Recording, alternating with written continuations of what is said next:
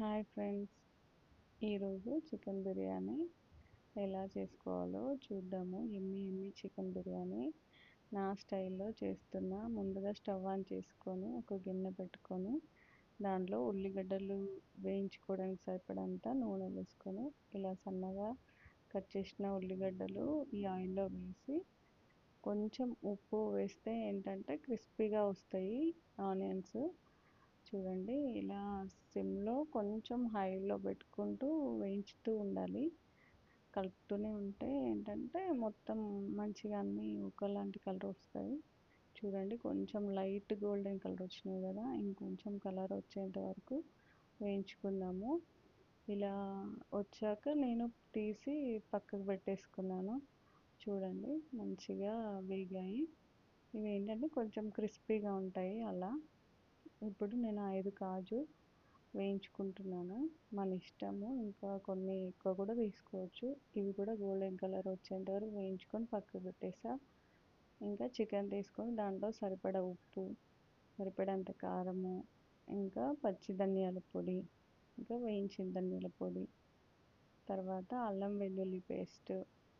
చూడండి, నేను 2 స్పూన్స్ అల్లం వెల్లుల్లి పేస్ట్ వేసుకున్నాను.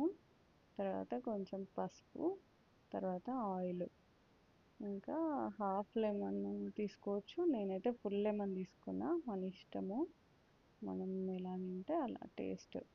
చూడండి, 2 స్పూన్లు పెరుగు తీసుకున్నాను. తర్వాత కొంచెం పుదీనా, మళ్ళీ కొంచెం కొత్తిమీర ఇలా వేసుకున్న తర్వాత ఈ ఫ్రైడ్ ఆనియన్స్ ఉన్నాయి కదా, మనం బిర్యానీ కోసం అవి ఫ్రై చేసుకున్నవి, అవి కూడా కొంచెం ఈ పచ్చి చికెన్లో వేస్తే మంచి టేస్ట్గా ఉంటాయి. చూడండి, ఇందులోనే నేను ఆనియన్స్ వేయించుకున్న ఆయిల్ ఉంది కదా, అది తీసి దీంట్లో కొంచెం వేసుకుంటే ఏంటంటే మంచి ఫ్లేవర్ వస్తుంది. ఇదొక టిప్, చాలా బాగుంటుంది. చూడండి, నేను కలుపుతున్నా. అయితే ఇక్కడ ఏమైందంటే ఒక ఫోన్ ఏమో ఒక చేతిలో పట్టుకొని ఒక చేతి నుంచి కూర కలుపుతుంటే ఏంటంటే అది సరిగ్గా మిక్స్ అవ్వట్లేదు. తర్వాత ఏం చేసానంటే ఫోన్ పక్కకు పెట్టేసి ఇంకా మంచిగా కలుపుతూ ఇలా టోటల్ మిక్స్ మంచిగా అయిపోయింది.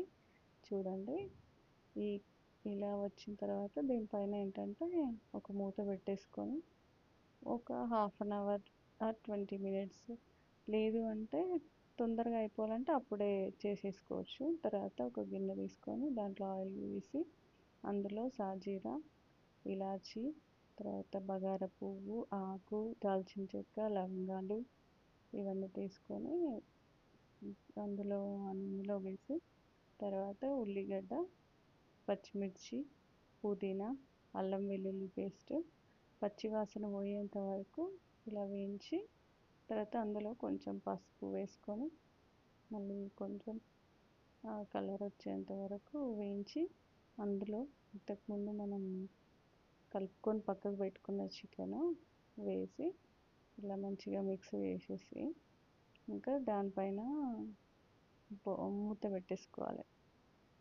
ఇట్లా గిన్నెలో కొన్ని వాటర్ పోసుకొని పైన పెడితే ఏంటంటే దాంట్లోనే వాటర్ ఇలా మంచిగా కొన్ని ఇట్లా బయటకు వస్తాయి. ఏంటంటే కూర కూడా కొంచెం అడగంటకుండా ఉంటుంది. కొంచెం కూర 80% ఉడికిన తర్వాత కొంచెం వేయించిన ధనియాల పొడి వేసుకొని తర్వాత కలుపుకొని మళ్ళీ కొంచెం కొత్తిమీర వేసుకొని కలుపుకొని చూడండి, ఈ కర్రీ రెడీ బిర్యానీలోకి. ఇదేంటంటే మనకి 80% బాయిల్ చేసి పక్కన పెట్టేసుకున్నా.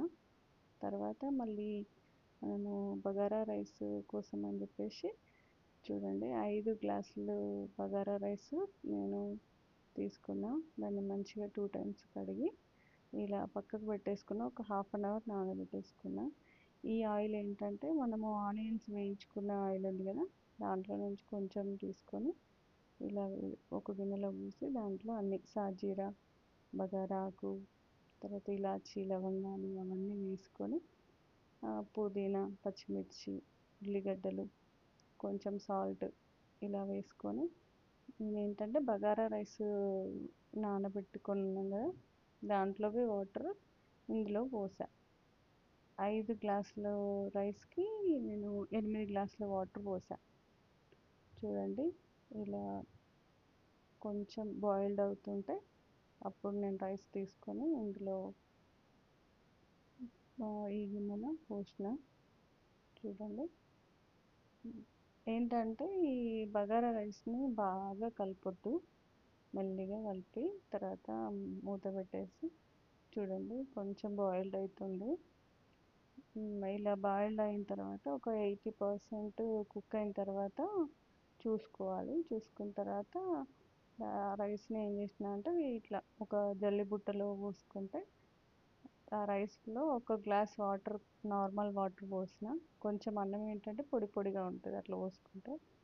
కింద ఏంటంటే అడగంటుకోకుండా ఫస్ట్ కొంచెం లైట్గా రైస్ వేసి దాంట్లో ఇట్లా కర్రీ ఒక లేయర్ వేసి తర్వాత మనం వేయించుకున్న ఆనియన్స్, కాజు రెండు ఇలా చల్లుకొని మళ్ళీ దానిపైన ఒక లేయర్ రైస్, మళ్ళీ ఆ రైస్ పైన మళ్ళీ కొంచెం కర్రీ ఇట్లా పెట్టేసుకొని ఇలా ఒక లేయర్ లాగా వేసి మళ్ళీ మనం వేయించుకున్న ఆనియన్స్ ఉన్నాయి కదా, మళ్ళీ అవి ఆనియన్స్ను మళ్ళీ కాజు ఇలా మళ్ళీ ఇట్లా లేయర్స్గా రైస్ ఒక లేయర్, కర్రీ ప్లస్ దానిపైన ఆనియన్స్, కాజు వేయించుకున్న కాజు.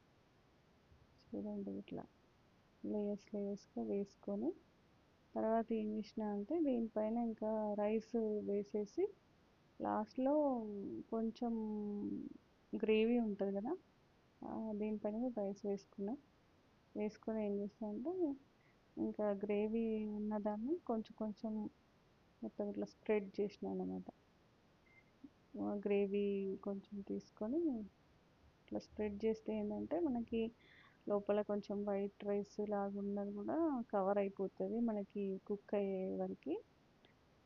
తర్వాత ఇట్లా లాస్ట్లో ఇంకా మిగిలిన ఆనియన్స్ తర్వాత కాజు ఇలా పైన చల్లుకొని దానిపైన ఒక మూత పెట్టేసుకొని తర్వాత ఒక గిన్నెలో మంచి వెయిట్ ఉన్న గిన్నె దాంట్లో వాటర్ పోసుకొని ఇలా పెట్టాలి.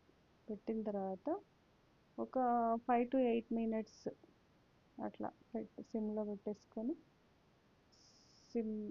చూడండి మళ్ళీ తీసి తర్వాత ఎమ్మి బిర్యానీ చూడండి ఎంత పొడి పొడిగా అయిందో. ఏంటంటే మరీ హెవీ మసాలాలు కాకుండా మంచిగా ఉంటుంది, అంటే లైట్గా ఉంటుంది. బిర్యానీ అయినా మనకు బాగా హెవీ ఫీలింగ్ రాకుండా ఉంటుంది. చూడండి అసలు చూస్తుంటేనే ఎంత బాగా అనిపిస్తుందో, మంచిగా వచ్చింది. మనకి ఏంటంటే ఇది కర్రీ లేకుండా కూడా తినొచ్చు. చూడండి ఎమ్మి చికెన్ బిర్యానీ. లైక్ చేయండి, షేర్ చేయండి,